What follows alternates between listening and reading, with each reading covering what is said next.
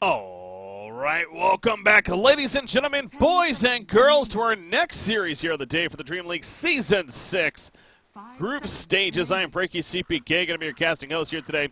We got Team NP now versus Alliance here in this other two-game series. Of course, Alliance, they're coming fresh off their 2-0 victory over Escape Gaming to kick things off here in the Dream League for them. And again, it's safe to say things must be feeling pretty good for Alliance, able to pull that off against a team that, well, prior to that series was undefeated at 4-0 here in the Dream League so far. So definitely a statement game and series for them overall, taking them out 2-0. Now, how do they follow it up is the question. Well, Team NP here, this is a team that, they've actually been playing a lot lately. They've been playing a lot lately here between several different events, most noticeably very recently.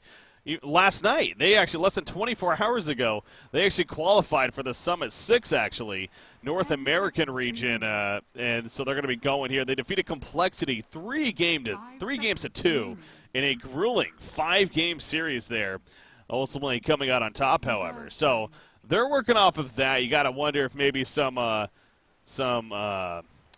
tiredness left over from yesterday even, but hey, they're here to play today and against a team, obviously, that's showing that they're very solid now in Alliance. So we'll see. We'll see what kind of game they bring. I know, just watching NP a little bit, I've grown on this team, honestly, a lot as far as the pace of them, the way their play style in general seems to be a lot of fun. But they do seem like a team that likes to get ahead early. In a lot of cases, however, as the game picks up, maybe make some decisions that don't necessarily help their cause a lot of the time. So we'll see what it comes to this time around. The draft well underway, though, so let's start getting into that. We have Disruptor, Wisp, Dazzle, and Ogre Magi bans now from Team NP. It was Drow, Slaughter, Razor, and Lifestealer taken out from Alliance. As far as picks go, Shadow Demon coming out, a Elder Titan Beastmaster response, then there's the Bat Rider, and then, of course, Vengeful and a Weaver now for NP, where you have OD for Alliance. I got to say, one hero that stands out currently is that Nyx Assassin is still on the board. He's been a very popular hero as of late in the competitive Dota scene. Still on the board. I guess both teams do have their offlaner, though, so the likelihood of seeing it this game, probably not that high, and that could be why we didn't see banning those second-tier bans, but the fact that we see a Bat Rider and, of course, the Beastmaster instead, definitely a little bit different of a play style with those two heroes, but kind of just one thing that was standing out to me a little bit, kind of just quickly glancing at the draft here so far. Also, Shadow Demon coming out for Alliance. Now, last series that they just played against Escape right there, we didn't see Shadow Demon banned or picked in either game. Alliance, of course, being involved in that series. So, a little bit curious as far as the change of pace this time around. Now, he also did get yet another nerf this latest patch. His poison mana cost actually was increased, I want to say by 15 even. Yeah, Shadow Poison, it used to be 40, and now it's 55. I mean, this is a hero that even got nerfed slightly before that. He's been getting more and more nerfs as time has added up, it feels like. So, the Guys Frog is making a strong point that, okay, yeah, maybe Shadow Demon has been a little bit too strong, but Alliance is still going to run it here. It still brings that disruption. I mean, still overall is a potentially a solid hero, but curious to see how it works out here for Alliance now. They don't necessarily have that illusion-based hero to go with yet. Maybe something like a Luna, not a Luna, a Luna for their final pick could make sense here. They still need that one position, it feels like. They got Shadow Demon and Mirana for the supports, OD, of course, in the mid, and Bat Rider for that off lane. So I definitely could see Luna here for their final pick. We'll see what Team NP decides to ban. I wouldn't be surprised if that's something that they may be thinking about. Of course, Anti-Mage is another one that could potentially be decent. The lockdown, though, on Team NP, it's actually pretty strong, so Anti-Mage may not be the greatest. They do take out Terrorblade as yet again another hero that could have potentially been pretty good synergy overall with this lineup here of Alliance. So we go with the Terrorblade ban. We'll see again what Alliance decides to go with as a pick now as a result of that. There's the Alchemist ban by them, figuring Alchemist could have been a hero on the side of NP. They go with Naga Siren, actually. So they do get yet an illusion-based hero, and happens to be the Naga Siren here coming out for Alliance. So the crowd goes wild as we see a Naga Siren pick coming out for Alliance. And suddenly I just don't like this team anymore. No. In my very short casting history so far with Dota 2, I got to say Naga Siren's been the least fun hero to cast, frankly. It just she's had a couple of games that I've had the privilege of casting that have just not been the most entertaining. Now, there have been a couple entertaining ones. It's not like every game's a drawn-out bore fest, snooze fest. Obviously, I'm hoping that's not the case here. But just the fact that hero has potential for that. And again, you throw a Shadow Demon now on top of that. We're going to see Illusions up the wazoo here coming out. Juggernaut is the final pick for Team NP, meanwhile. And that will end up being possibly their mid. Again, we saw the Weaver in that one position last game in the hands of Alliance, actually. Excuse me, no, we didn't. We saw him in the mid, so never mind. Seems like they're still deciding who's going to play what here on the side of NP for those final two heroes. So I don't even know if they're sure just yet. They maybe are waiting as well for Alliance to kind of go with who's playing what before they make their decision, but or maybe somebody just isn't connected. So okay, it is going to be Aoi on the Weaver here, and that means Eternal Envy playing on the Juggernaut. Okay, so game is paused to kick it off. Seems like I'd be surprised if again MP needed a little bit more time to figure that out. Good, Alliance is ready to go. They've been ready. Obviously, they're coming off the 2-0 victory once again. Here we go, though, for game number 1 of this new series. Again, it is just a static 2-game series here. You see Rose off the bat, headed towards the top lane with that TP, and immediately gets the Observer Ward down. So not the same for Alliance. They're being a little more passive with this as far as moving up. Hanskin's actually going to be playing the Mirana here. So that has been interesting, too, as well. I mean, Hanskin, now I come from where he played a bit of jungle in Heroes of New Earth, and so in a sense he kind of played that 4 role.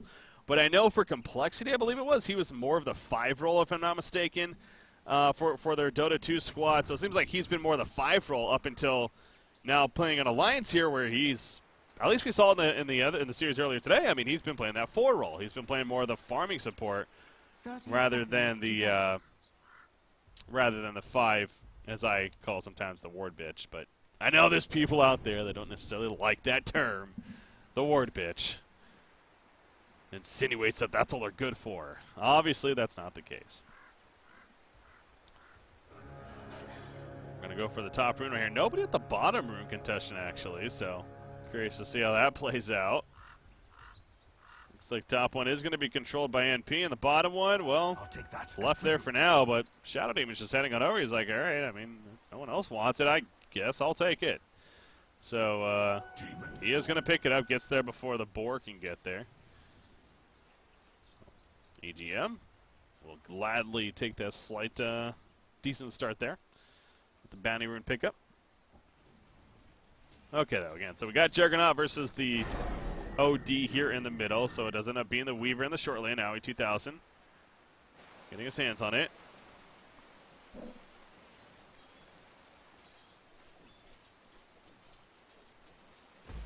Johnson fan happens to be nearby. I'll try to land that sticky napalm. Misses the first one, but many more to come, I am sure. So bottom lane, that leaves us with a Elder Titan Beastmaster matchup against a Naga Siren Shadow Demon. Very interesting matchup down here. Choosing to send the Elder Titan down here. And actually, Elder Titan, look at the harassment coming out. Doesn't have a stomp just yet. Again, being level 1, he did choose to go that the Spirit here in the beginning. So just simply kind of trying to box out and harass as much as possible. Obviously, he is a melee hero technically, but similar to like an Earthshaker, I mean, he kind of fits the range role where he has that long-range potential stun as a result of his Spirit into the Echo Stomp. So really babysitting the Beastmaster down here. But this goes back to NP and their play style in general. They just do things different, it feels like. Yet they've clearly made it work. I mean, this is a team that I believe they've still yet to actually lose a best-of-3 series, technically.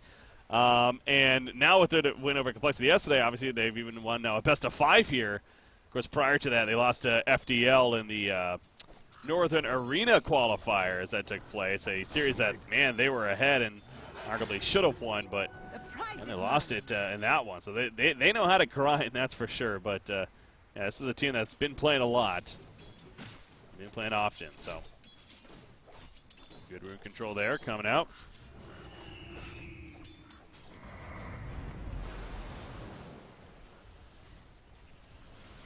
Elder Titan trying to,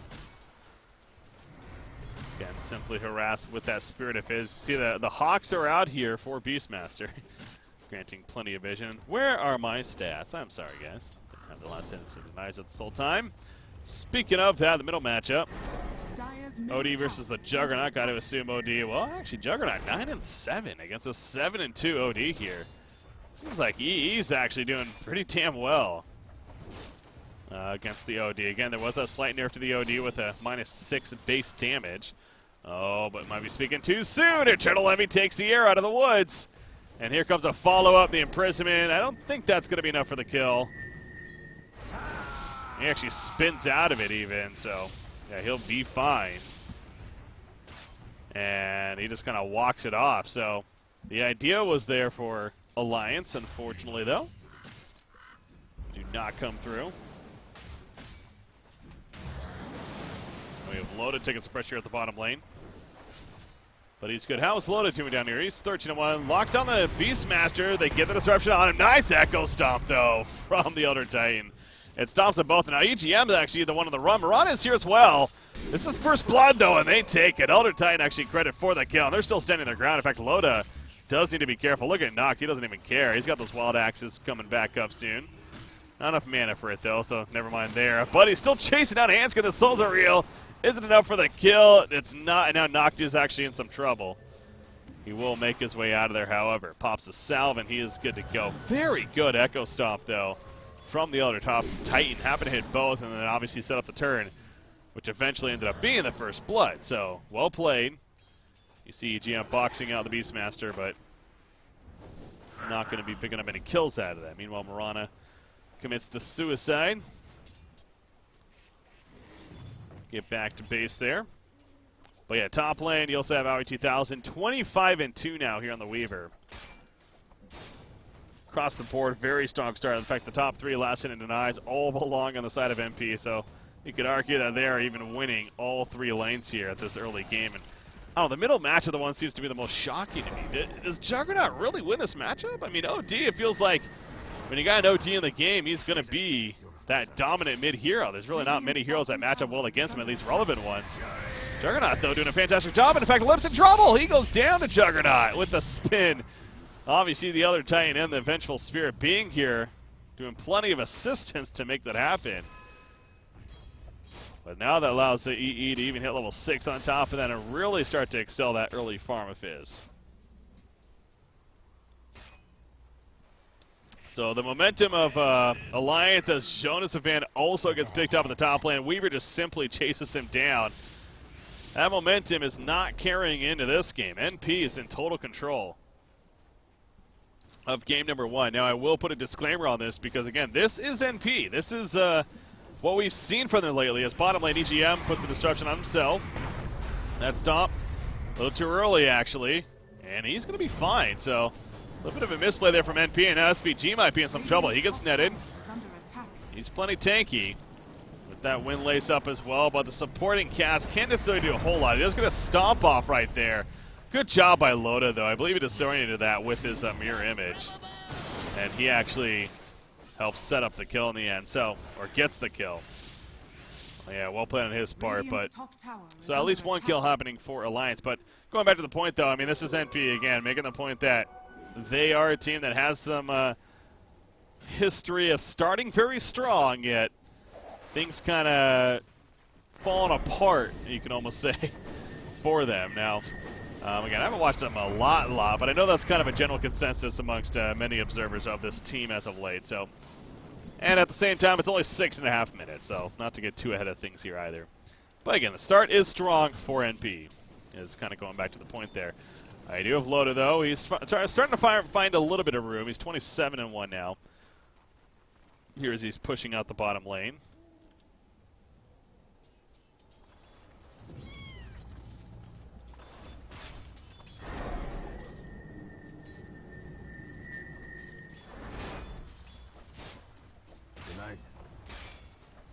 Juggernaut simply being harassed by OD, but continuing his very strong start here in the middle. 37 and 11. Let's take a look at net worth now. Yeah, no surprise there. All three net worth, of course, in favor of NP. On top of that, Beastmaster continues to do very well here at the bottom lane as well. In fact, his Necronomicon is not almost finished, but it's getting there. I mean, he is having a very good start. Already has a Staff of Wizardry and that belt of strength on top of that. So, gonna see it earlier on Necronomicon. Meanwhile, middle lane is at OD. Sure is. Limp's in trouble again. Omni Slash is ready if necessary, but it wasn't. Easy kill in the end. The arrow comes through, not going to hit. Limp just simply delayed the inevitable right there. So, gotta think this net worth. Yeah, it's a pretty significant early lead, almost a 3,000 net worth lead in favor of Team NP. Experience, we're looking at about 1,500 for them. Radiant's middle tower is under attack. Obviously, this is where the passive play of a hero such as the Naga Siren comes into play. And the choice to go her, it's choice by NP, frankly, as well, to kind of go aggressive at it. You know, Shadow Team has been getting more and more nerfs. Naga Siren's not necessarily going to be the biggest impact in the lane herself. Now, you could argue, you know, Mirana, she hasn't been spending a lot of time in the bottom lane. She's actually been more mid, it feels like, trying to set up ganks, but especially considering Juggernaut's been winning that lane, it's almost like, what is Mirana even doing? You know, not to pick on Hanskin by any means, but it feels like Mirana's impact this game has been very, very minor, and still being level 3 on top of that and coming up to 9 minutes into the game, not the greatest news. Obviously, she's getting no farm. Again, technically playing more of that 4-role support. Not really bright news. If you see the bottom of the list here on the net worth, both Shadow Demon and the Mirana. You got Elder Titan and Vengeful Spirit slightly ahead, doing slightly better themselves. Back to Elder Titan, the Boots of Tranquility going to be coming soon. There's the Power Treads finished on OD here in the middle lane, who, I want to say surprisingly enough as well, is also struggling. I mean, no one for Alliance is really doing that well. I guess Jonathan Fan is doing okay. His death earlier doesn't necessarily help the cause, and actually he could be in some more trouble right here. No, just being harassed. Thought that was somebody else here, but no, Elder Titan just simply using the Spirit.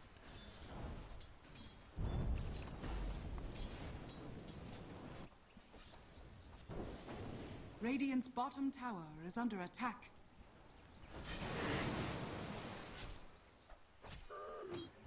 Oh, they're diving here. Bottom lane. Aui's going in.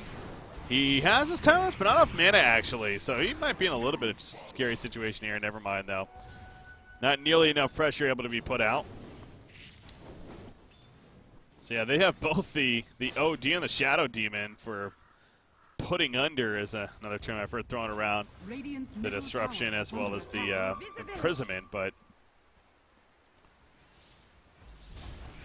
in that case, obviously not nearly enough to make anything of it. Running into each other right here. Okay, never mind. Sakuchi forward.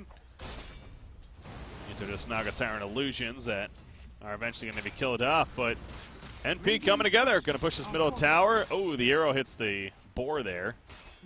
Boar sacrificing its life for the betterment of the team. Elder Titan's not here in the middle lane. He's busy just pressuring the top lane a little bit, pushing it in. Radiant's middle tower is under attack.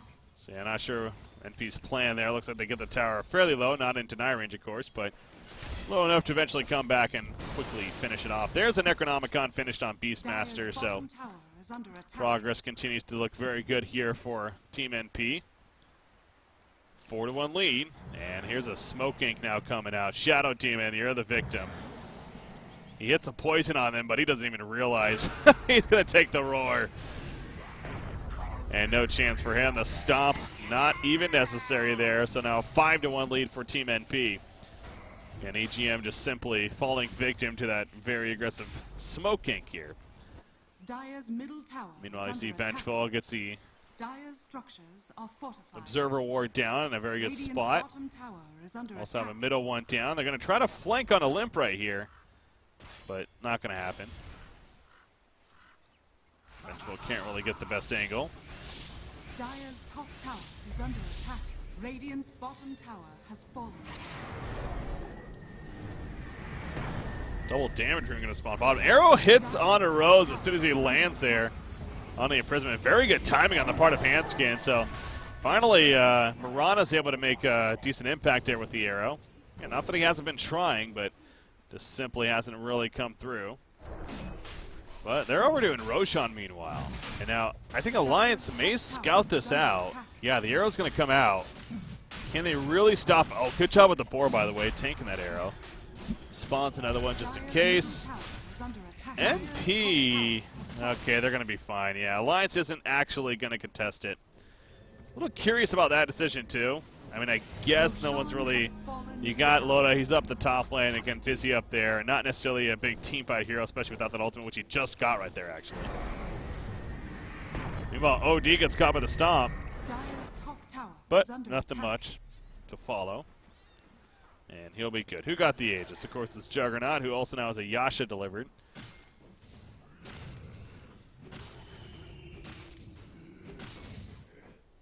Hawks continue to fly around here for Beastmaster meanwhile. You have the Dragon Lance, the Blightstone on Weaver.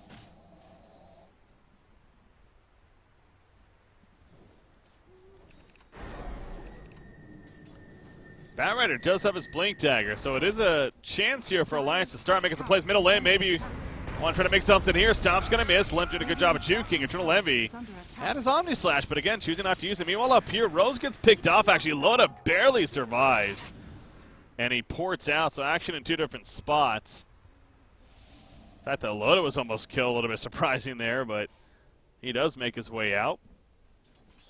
And yeah, Juggernaut not choosing not to go for the Omni Slash play there. Instead, they'll group up and push the bottom tower. So NP all about going for those objectives. Necronomicon level 2 now finished. Very early one, it feels like, at 14 minutes. Again, he had a very successful time there at the bottom lane. There's the easy tower kill, so the objectives being completed by NP here.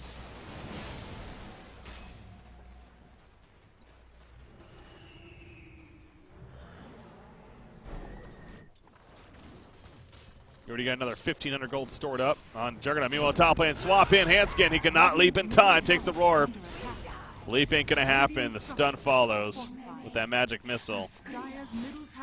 And just simply had no time for it. So good use of the aggressive swap, but at what cost now? Rose is in trouble. He does not have a swap up. So he's going to get caught out. Magic missile's not going to matter. The burn is real from Batrider. And he will get picked off. So they make it a 1-for-1. Jonas Fan going to port out. And OD will just walk it off. Or so fly it off here, I guess.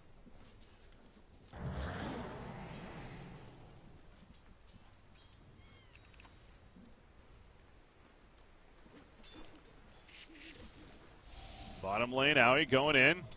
Pressuring up onto Loda. He's going to open right here. Now, support is coming in. Aoi needs to be really careful. He doesn't have mana. Oh, man. They may chase him down right here, actually. They have any kind of vision. They don't. Jonas Fan, Blink Dagger. Already uses Lasso, though. And Aoi is going to be fine. So, God, that got a little scary for him. A little surprised he actually was able to make his way out of there. If there's a Lasso up for Jonas Fan, I don't think he gets away right there. But it was on cooldown, so unable to secure a catch. You got Limp here at the top lane. He's in trouble. As this smoke ain't coming in aggressive. The Hawk will scout him. And they're running all the way in the flank. Love my stop bot spam. Yep, there's the Primal War. Necronomicon comes out, and hell, Beastmaster alone nearly just solo killed him. I think Juggernaut came in for a couple of auto attacks at the last second, but honestly, I think Beastmaster really could have soloed him if necessary right there. Kind of shows you where the game's at right now. Beastmaster really does so much damage. That's like level 1 Wild Axis, too. Obviously, between all his minions and Necronomicon now level 3, he deals plenty of damage here. Middle lane, Weaver picks off Shadow Demon. Shadow Demon kind of pushed up a little bit too far there. I don't know if he was saving someone or just simply gets caught out trying to get a little greedy. Infist from Marana. Lasso, they got knocked here. This is going to be a big kill on a Beastmaster, and they'll get it. Nice bounce back in. Jonas Fan, he's on a killing spree, actually. Loda, meanwhile, gets caught, but the sleep comes out. Buy him time to get out of this. And, yep, should be good. No chance for them to catch. They do make their way out, so good job using that song there. Allowing them to escape, but even despite that, I mean, you got Beastmaster Dino right there. He's 7,000 gold net worth, though. Obviously second in the game currently still. And yeah, you throw now a Blink Dagger on top of him, bots perhaps as well. His mobility and gank presence, as well as the push on top of that, going to be pretty absurd, especially only still being 17.5 into this game right now. Hooded Defiance just picked up by Elder Titan, meanwhile. He's also progressing nicely. Does have the level 2 in the natural order here.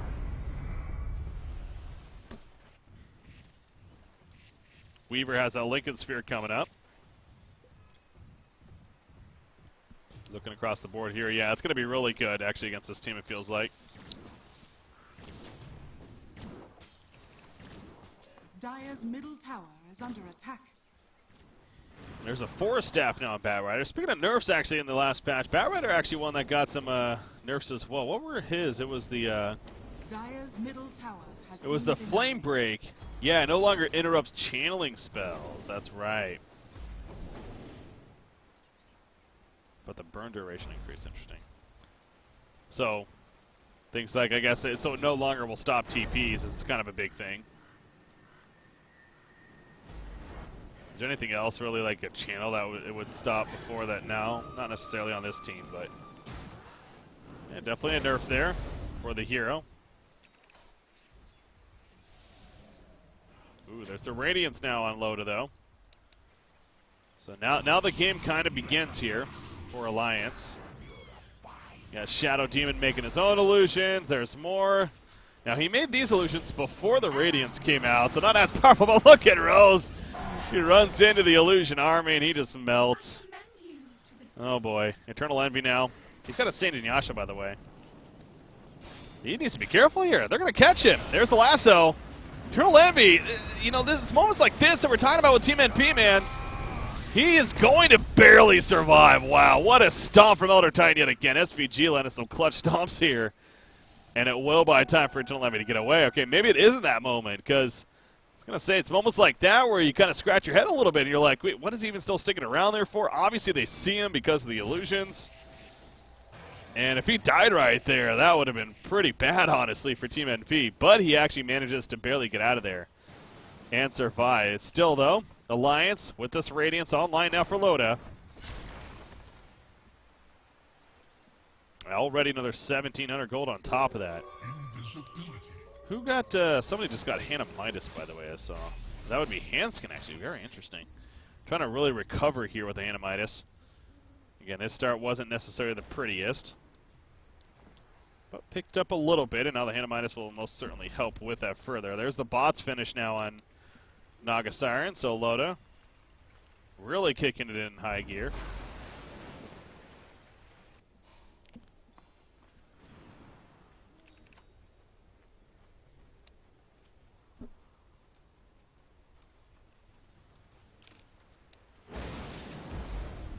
You know, I know Battle Fury Juggernaut's not necessarily something we see a whole lot of, but is there? I really wonder. This times like this where it'd be nice to have a co-caster on, because I would love to ask the question if Battle Fury would have made a lot of sense here for.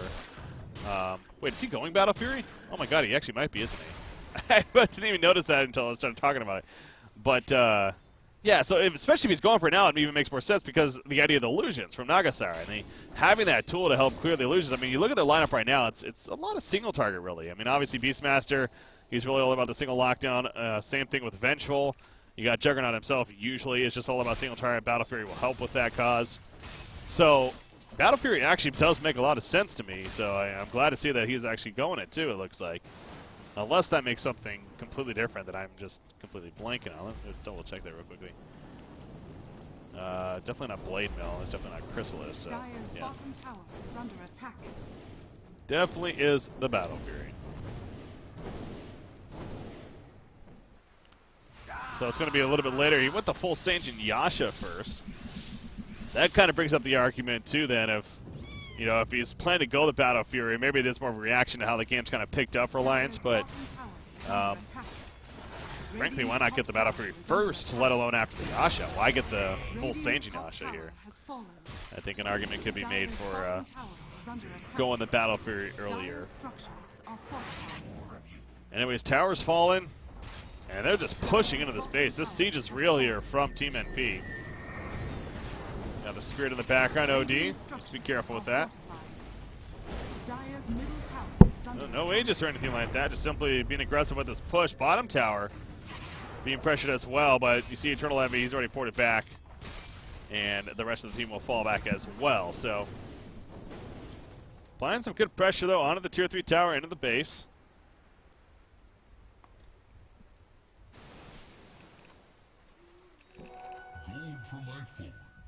There's the Blink Dagger picked up by Beastmaster.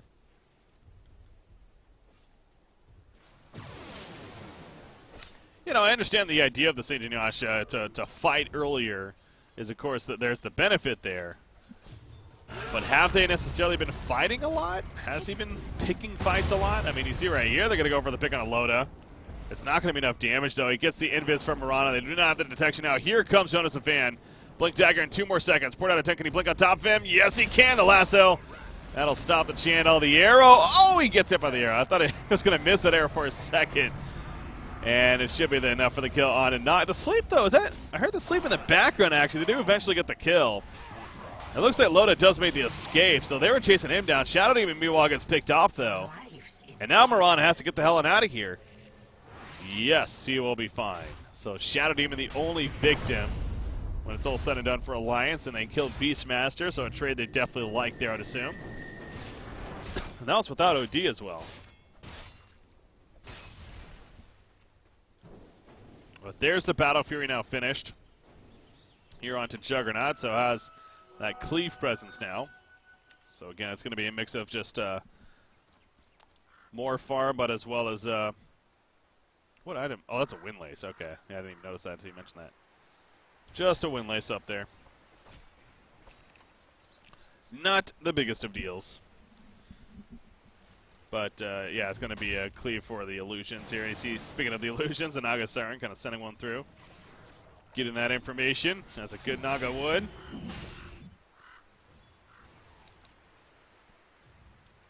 think it's safe to say that Loda probably has plenty of experience playing a hero such as this. And this really just feels Loda-like, too, right? He's kind of one of those 4-1 strat kind of players where he picks that hard carry that's going to take some time to get online. But when he does, boy, is that going to be scary. That's kind of what they're doing here. Now, Roshan killed in the meantime, so nice job by NP there, again, going very objective heavy.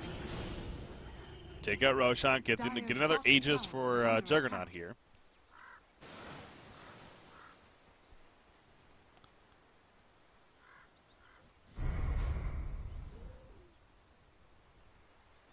Pipe picked up by SVG. Also has a level 4 natural order now, so seeing at the max for the base armor at least.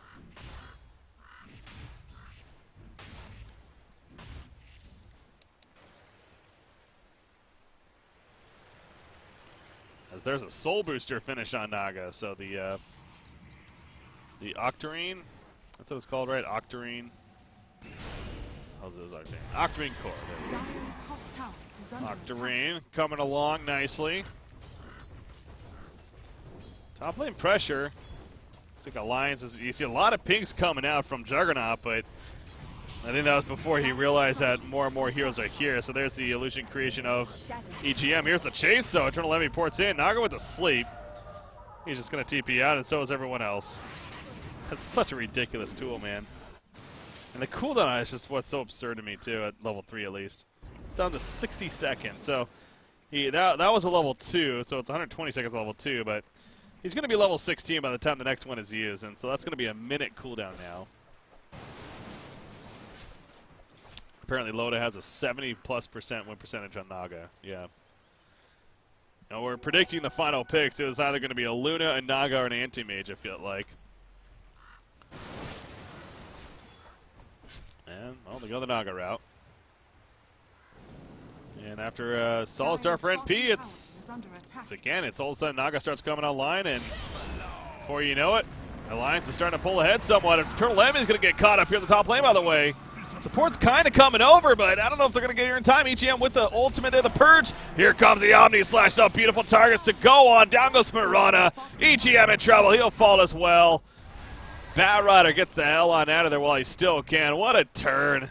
The farm on Juggernaut definitely showing off right there. And, you know, it does go back to the whole St. Ignatius pickup. You know, allows him to be a little more beefier, and that certainly helped in that case. So, yeah, having Shadow Demon and Mirana to try to get the kill on a Juggernaut, just not enough damage there. And that showed big time. Buyback on to Shadow Demon, meanwhile, as they did not want to give up these racks. Swapped on to OD. OD's going to get picked off immediately. His presence this game has been very minimal so far. Here comes Eurospitter as well. Oh, never mind. Eternal Envy just spinning on top of the racks. Really wants that killed. Stomp comes out. Meanwhile, Weaver just sitting in the background. Almost forgot about Weaver, honestly. It feels like Juggernaut's been the one doing all the, front lines of carrying here.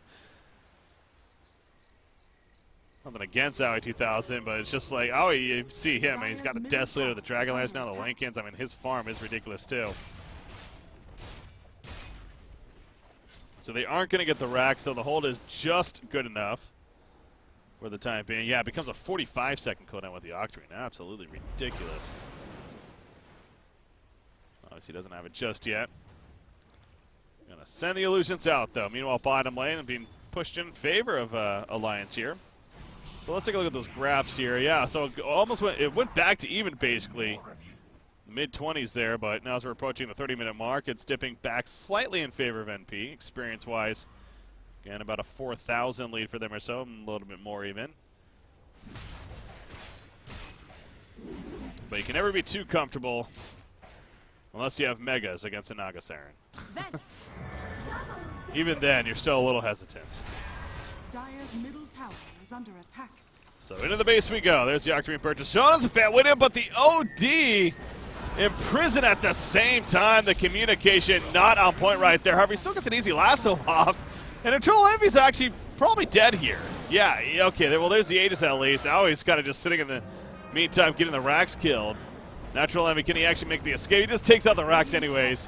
He knows he's probably dead, but he will fall in the end. That felt like a very, we're fine sacrificing. We want these racks dead kind of deal.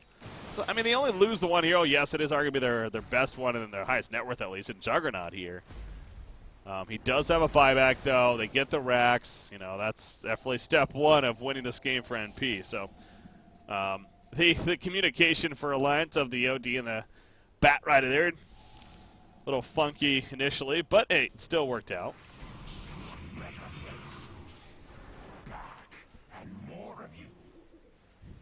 God, yeah, we're just going to see more and more of this, though. Shadow Demon just creating those illusions. And just help keep the lanes pushed in as much as possible.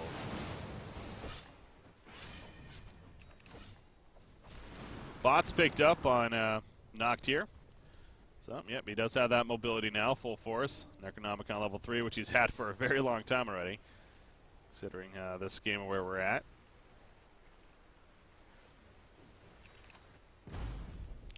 I have Scotty just purchased by Juggernaut. Second game in a row we've seen that I have Scotty purchase. Wait, does he have the full? Yes, he does.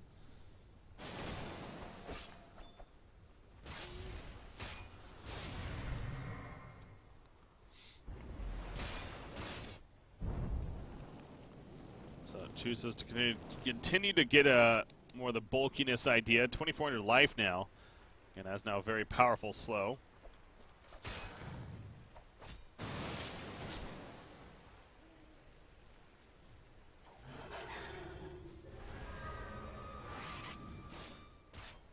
Port outs at the top lane before they get caught. You see the Hawks scouting out, but as we noticed, not going to be happening. So it just gets more and more difficult now for NP as the Naga Siren progress just continues here. Dire's middle tower is under Especially with a Shadow Demon. I mean, that's the other thing. So they're already dealing with all these illusions of Naga alone. You got a Shadow Demon constantly making illusions off of the illusions on top of that. So you're just always guessing. Your lanes are constantly being pushed back. Welcome to the Naga. 32 more 100 gold saved up. I'm sure Mantis Style is also going to be a thing. under attack. Probably going to save up for a buyback as well. Double damage rune up top here. The team can get that before the other. There's the Manta. Dire's Speaking of bottom that, tower is under attack. basically has the gold for the buyback, so I figured it's fine. Yeah, going back to Weaver, though, again, both sides have kind of had a hero that, okay, I mean, Weaver's 5-0-1, so I was about to say, feels like minimal impact overall the game, but, I mean, it's 5-0-1, so I think Weaver's actually had a pretty good impact here.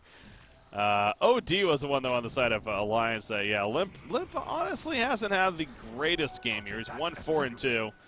Does have drums to go with that Hurricane Pike of his. Looks like, he's got a plate mail picked up, so the Shiva's himself.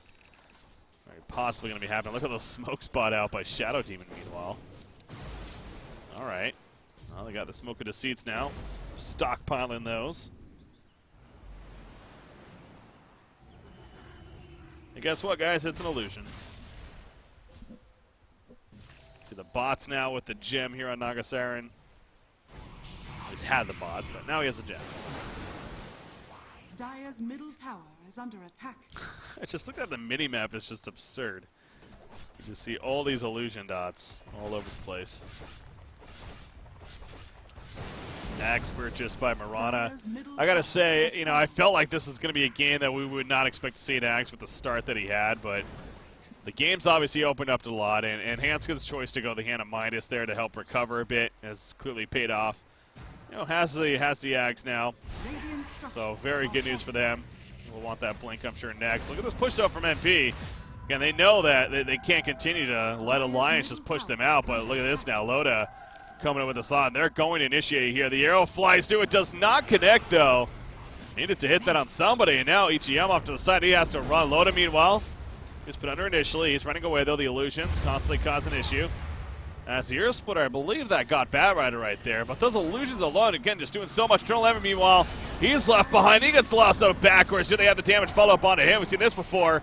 Yes, they definitely do. He will fall. And the rest of NP has to get the hell on out of there. Wasn't the prettiest of initiations from Alliance, but it's just so chaotic in these fights, I'm sure. It's, again, one thing as a spectator for us to see all these illusions and us being able to see which ones are illusions. Imagine as a players now. I mean, just constantly having to guess which one's real, which one's fake. Whether or not you should be using your abilities on it, and it's just absurd. So the absurdity continues. Again, NP, you can't fault them for trying to push right there. But this time it does not work out. Roshan, he should be back up here in the near future. And I safely assume both teams are going to want to go for that. I think Juggernaut needs a Lincoln's. What would that even do here, though? Lincoln's doesn't stop the sleep from Naga, does it? That's not considered a global single target like a Zeus, right? That's more of like an aura. I guess the Lincoln's still just simply for OD and SD for the put-unders. Yeah. That is essentially what got him killed there. I mean, the Weaver having one, that's, brought that up earlier, actually, so nice for him. You do got BKB onto Weaver as well. But yeah, I could definitely see a Lincoln's on Eternal Envy actually being a pretty prime pickup right here, perhaps for next. But, if he goes to Lincoln's, his damage feels like it'll be lacking. Because then that means he has the Lincoln's, and Aya Scotty, and a Saint and Yasha. Is that really like this threatening damage build? It doesn't feel like it. Sure, he'll help him survive, and the idea is that you survive longer the more damage you do, of course, but I don't know. It feels like it's like, where do you go, though? He can't really go wing bow. It'd have to be like that MKB if he just wants to go more raw damage, of course, but oh, well, maybe he wants to now. Butterfly just finished on Naga. So yeah, honestly, it's a tough decision for Eternal Envy here. Yeah, I don't think the Lincoln's is it's like, it's one of those games. It would be nice, but he just can't afford to do it. Like, I really feel like he needs that MKB. Just needs that raw damage here instead. We have a fight breaking out. Meanwhile, the lasso there's on an Eternal Envy. See some follow-up from Mirana. Here comes Yodi as well. All the Satanic Eclipse actually didn't really do anything right there. Sanity's Eclipse, not Satanic. Anyways, the chase is on now in favor of NP, but the illusion galore continues to be real. Knocked dropping, got loaded chasing down, puts it out on him, and down goes Knocked right there. Meanwhile, they did pick up Shadow Demon, but does that really matter? Not so much. Vengeful Spirit goes down, the gem drops as a result. Right now a 2 for 1. It looks like Mirana gets exchanged as well. Eternal Envy going to try to pour it out. Will he be successful? Yes, he will. And we'll end with a 2 for 2. But you see Loda throughout that. I mean, he is still full life. Good to go there. The fight was not the most coordinated. But it seems like Alliance going to be satisfied with the outcome. Yet again. And there's bots now on Shadow Demon. Obviously, his farm is really starting to improve, especially with the use of all the illusions there. Of Naga, yeah, 6,700 gold net worth.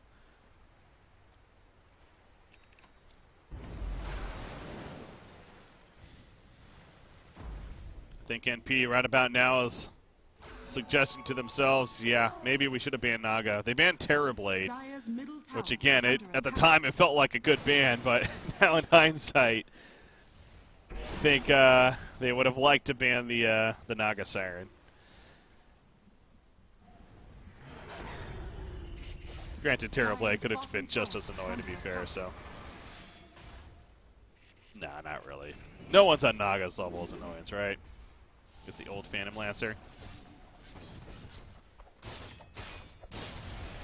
He gets a BKB, so he goes neither. I mean, the BKB. So what are we looking at for these? These do not go through, right? So yeah, you can't do that. You can't imprisonment either. So you can still get lassoed though, if you with the BKB. So that was the argument for the Lincolns, I guess, is one, it's just all around solid stats, and on top of that, you do get the benefit against the lasso, but at the same time, BKB will prevent a little bit more damage throughout, the radiance damage, things like that. So, I mean, I can see the BKB actually and the purpose of it. However, radiance is magical, right? Doesn't actually say on there. Interesting. I assume radiance damage is magical, so like BKB would stop it. At least that's how it works on the game I come from. Oh, and Disruptor Ultimate also goes through BKB, yeah. So it's like one of those like kind of meet you halfway kind of deals. Instead of the Lincolns going to BKB.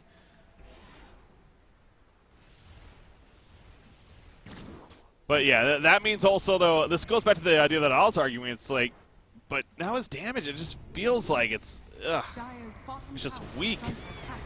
A Sanjin Yasha and Ayaskata, a BKB, and a Battle Fury. Those are 4 items that just aren't really coming together to be like, okay, we're really scared of the Juggernaut now. And next, I would assume it has to be an MKB here. I mean, I just don't see it any other way. Like, he doesn't go Lincolns, obviously, at this point. There would be no way. And MKB, it seems like the only damage item he has to go here, so. Dire's top tower is under attack. Now, to be fair, not that MKB is the absolute answer, and they'd be winning this game if he got it. But yeah, it's probably going to be getting it next. I mean, you look at Weaver as well. Can't forget that Weaver, obviously, continues to be a part of this, and still hasn't died just yet. But or did he? No, yeah, he is 6-0-2 now. So, but now you got the Roshan being killed again. These illusions just constantly coming out. Just being fed into the base. They've already killed the tower. The range racks is going to fall here now as well. Yeah, it's like killing the illusions alone takes forever. Do you get a Mjolnir? Is that a thing? Maybe that's the item of choice. I'm so focused on the MKB here, but is a Mjolnir actually the direction to go instead?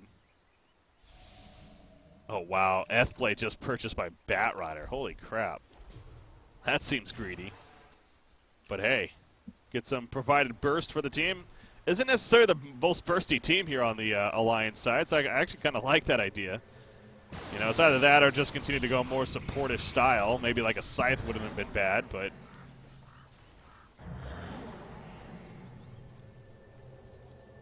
I like the idea of the Blade here. I mean, you see bots on him as well.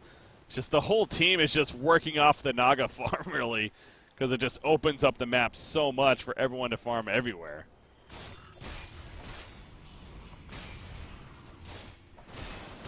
Regeneration. Dire's top tower is under attack. It's just unfortunate for NP because it feels like it's almost like a losing battle now. I mean, they did a good job of getting the tops regularly. I don't even know necessarily where they went wrong in this game. It's like, this is just Naga. It's a Naga Shadow Demon combination. It just eventually started to get online and out of control. I mean, they locked him down earlier on, and again, the pace was good for NP. And so this doesn't feel like, to me, the NP game. This feels like more just like a Naga game in general. Like, they just simply didn't win before the Naga really got online here. And they're going to catch Aoi down here at the bottom, by the way. Can he make his escape some way, somehow? Does have the time lapse. He buys double javelin right before he does get picked off if he does. So, going to take the lasso, though, and that will secure it. So down he goes. What is he going with the javelins? That's into the that's into the MKB. Okay, so that does make the MKB. Okay. So he is making the MKB there himself. Trying to help deal with the Naga Siren. And there's the MKB on Juggernaut. So, again, the only other direction I could have seen was maybe the Mjolnir here. But, obviously MKB makes plenty of sense. Dire's bottom tower is under attack. So, they do have some pretty good single target damage here on the side of NP. But now it's just all about getting the catch, finding the right Naga Siren. Again, we mentioned before, Aloda has plenty of experience on this hero, making sure not to put himself in the most vulnerable spots. So Shadow Demon continues the creating of the illusions. Shiva's finished on Outward Devour, meanwhile. Yeah, is there any buybacks? Not so much on the Dire side. Juggernaut does not have one. Weaver does not have one. I mean, this is an all-in for NP. Yeah, buying those MKBs. Pretty much made that statement. So Alliance are still going to play it somewhat safe. They do have the Aegis on OD here. The Purge coming out in NP. There's the net. Kind of toying with him a little bit. Not going to dive too much, though, because why? that would just be throwing into NP's hands. Alliance can slowly but surely dwindle down just like they did in the middle. Gonna go for that. There's the last of the on Eternal Envy. The spam pinks come out. He does get swapped in the last second. He will be fine, but he's trapped into the net over here. He's still in trouble. Out comes the Beastmaster. The other time they're split as well. There's the Omni Slash. They do take out OD, but he's coming right back up. Meanwhile, Sleep coming out from the Naga Siren. Another net hits Eternal Envy. He will fall. He's not biting back. And I'm sure the GG is going to be coming from NP. I mean, Loda does get to about half life, but he gets away before they actually kill him. Now he's here. So maybe not GG just yet, but Elder Titan's going to fall. And now the Rax is left open to take here for Alliance. Again, no buyback on the Juggernaut, and there we officially go. GG, well played. So the Naga Siren is real for Alliance, and it allows them to take victory here. And now be up 1-0 over Team NP. But again, I want to make that a strong point that did not feel like the traditional lately NP throw of getting ahead early and then just falling apart. That really just felt like more of the Naga getting online and just doing way too much work. I mean, he just opened up not only so much farm for himself, but then the Shadow Demon obviously worked off of that, constantly creating the illusions. And then just in general, the team was able to farm so much around him. I mean, this is a team that was struggling. Limp got owned in the middle lane. He lost in that matchup against Juggernaut as the OD. Handskin was really struggling as that 4 support. Batrider, I think, was doing all right. He did get a fairly earlier Blink Dagger, but died early on. But again, the game was looking good for NP in the very earlier part of it. You had the Necronomicon early on Beastmaster. Eternal Envy was looking very strong. Got the early Sage and Yasha for fighting and pushing. And they got the early tower at the time. It just feels so bad. Like, obviously, I love Alliance, and I'm a kind of a fanboy of them. I'm looking forward to seeing their progress moving forward here. But I feel for NP, man. That's just one of those dirty games. That's like, if that's not Naga Siren, if that's any other hero, we probably are on our way to winning this game. So, but it was Naga, and Alliance is victorious in the end. So, anyways, game number 2, going to be coming up shortly. Once again, thank you guys for tuning in. Feel free to check out all my streams and VODs, twitch.tv/YouTube or twitch.tv/BreakyCBK or YouTube/BreakyCBK. And also hit me up on social media. Anyways, guys, stay tuned. Game number 2 going to be coming up next.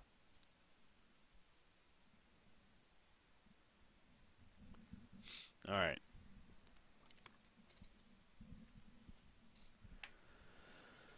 Oh, man.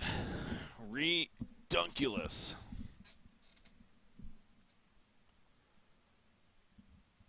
Like, even that game, like, that wasn't like the worst Naga game to watch ever, but it just feels so wrong. It just feels so wrong. Like, part of me really does feel bad for NP there. But, hey, I mean, you got to ban it. It's not like that's new for these competitive teams. They know what Naga can do, so. Oh, yeah, is it Loda? Is that one of his signature heroes? Yeah. Yeah, so if you're NP, and it was such a obvious pick too for that final pick, right? They had the Shadow Demon synergy. They needed their one core at the end, and with the team lineup they had around it too, really seemed like that kind of 4-1 strat as well. So